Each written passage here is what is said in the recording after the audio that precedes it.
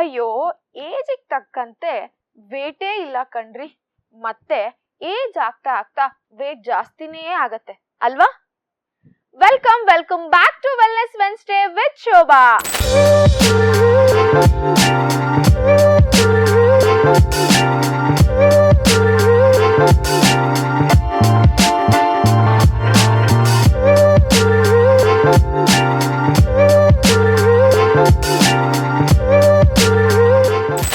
ಯಾರಿಗೆಲ್ಲ ಅನ್ಸುತ್ತೆ ಏಜಿಗೆ ತಕ್ಕಷ್ಟು ತೂಕ ಇರಬೇಕು, ಅಂದ್ರೆ ನಮ್ಮ ವೇಟ್ ಇರಬೇಕು ಅಂತ?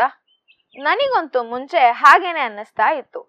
ಏಜ್ ಆಗ್ತಾ ಆಗ್ತಾ ವೇಟ್ ಜಾಸ್ತಿ ಆಗ್ತಾ ಇರುತ್ತೆ ಅಂತಾನೂ ಅನ್ನಿಸ್ತಾ ಇರ್ತಿತ್ತು.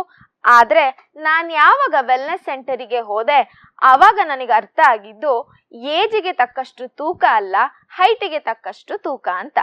ಈಗ ಹೈಟಿಗೆ ತಕ್ಕಷ್ಟು ವೇಟ್ ಇದೆ ಅಂತ ಹೇಗೆ ಗೊತ್ತಾಗುತ್ತೆ ನಮಗೆ?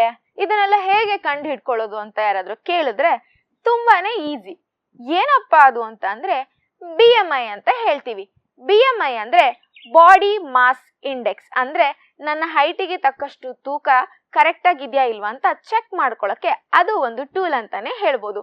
ಇದನ್ನ ಹೇಗೆ ನಾವು ಕಂಡು ಹಿಡ್ಕೊಳ್ಳೋದು ಅಥವಾ ಇದು ಹೇಗೆ ವರ್ಕ್ ಆಗುತ್ತೆ ಅಂತಂದ್ರೆ ಫಸ್ಟ್ ನಮ್ಮ BMI ಲೆವೆಲ್ಗಳನ್ನ ತಿಳ್ಕೊಳ್ಳೋಣ. ಈಗ 18.5ಗಿಂತ BMI ಕಡಿಮೆ ಇದ್ರೆ ಅದನ್ನ ಅಂಡರ್ ವೇಟ್ ಅಂತ ಹೇಳ್ತೀವಿ.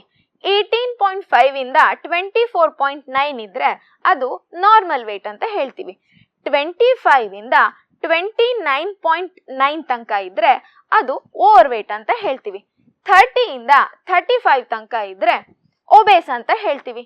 35 ಅಂಡ್ ಎಬೋ ಇದ್ರೆ ಅದನ್ನ ಎಕ್ಸ್ಟ್ರೀಮ್ಲಿ ಒಬೇಸ್ ಅಂತ ಹೇಳ್ತೀವಿ.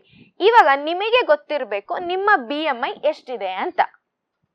ಈಗ ನಮಗೆ ನಮ್ಮ BMI ಗೊತ್ತಿದೆ ಅಂದ್ರೆ ಆ BMI ಗೊತ್ತಿರೋದ್ರಿಂದ ಇನ್ನೇನೇನು ನಾವು ತಿಳ್ಕೋಬಹುದು ಅಂತ ತಿಳ್ಕೊಳ್ಳೋಣ, ಸರಿನಾ?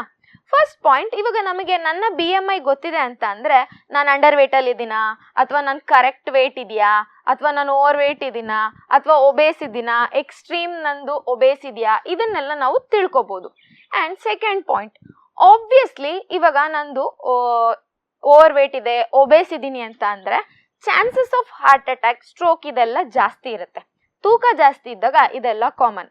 ಅಂಡ್ ಇನ್ನೊಂದು ಪಾಯಿಂಟ್ ಏನಪ್ಪಾ ಅಂತ ಅಂದ್ರೆ ಈಗ ನಮ್ಮ ಹೊಟ್ಟೆ ಭಾಗದ ಫ್ಯಾಟ್ ಅಂದ್ರೆ ವಿಸರಲ್ ಫ್ಯಾಟ್ ಬಗ್ಗೆನೂ ತಿಳ್ಕೊಬಹುದು. ಮತ್ತೆ ಯಾರ್ದೆಲ್ಲ ಓವರ್ ವೇಟ್ ಇರುತ್ತೆ, ಒಬೇಸ್ ಇರುತ್ತೆ, ಎಕ್ಸ್ಟ್ರೀಮ್ ಒಬೇಸ್ ಇರ್ತಾರೆ, ಅವ್ರದೆಲ್ಲ ಹೊಟ್ಟೆ ಭಾಗದ ಫ್ಯಾಟ್ ತುಂಬಾ ಜಾಸ್ತಿ ಇರುತ್ತೆ, ಅದನ್ನ ನಾವು ವಿಸರಲ್ ಫ್ಯಾಟ್ ಅಂತ ಹೇಳ್ತೀವಿ. ಅದನ್ನ ಕಡಿಮೆ ಮಾಡ್ಕೊಳ್ಳೋದು ತುಂಬಾನೇ ಇಂಪಾರ್ಟೆಂಟ್ ಇದೆ. ತುಂಬಾ ಜನಕ್ಕೆ ಒಂದು ಮಿಸ್ಕನ್ಸೆಪ್ಷನ್ ಇದೆ, BMI ಕರೆಕ್ಟ್ ಇದ್ರೆ ನಮ್ಗೆ ಎಲ್ಲ ಚೆನ್ನಾಗಿದೆ ಹೆಲ್ತ್ ಅಲ್ಲಿ ಅಂತ ಅನ್ಕೊಂಡಿರ್ತಾರೆ. ಹಾಗೇನಿಲ್ಲ. BMIಗೂ ನಮ್ಮ ಸ್ಟ್ರೆಂತ್, ಸ್ಟ್ಯಾಮಿನಾ, ನಮ್ಮ ಫಿಸಿಕಲ್ ಆಕ್ಟಿವಿಟೀಸ್ಗೂ ಸಂಬಂಧ ಇಲ್ಲ.